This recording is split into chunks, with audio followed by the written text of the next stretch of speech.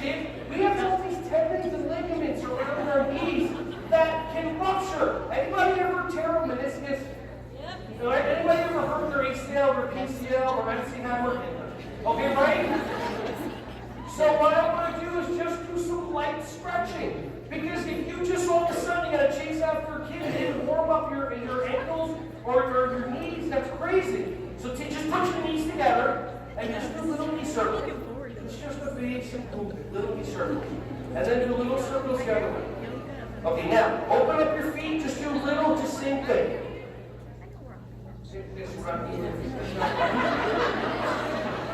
Some people, okay, so look, what I want, just little knee circles. Look, we're not doing this. We're not doing this. We're not doing that. This is developmentally appropriate practice. So just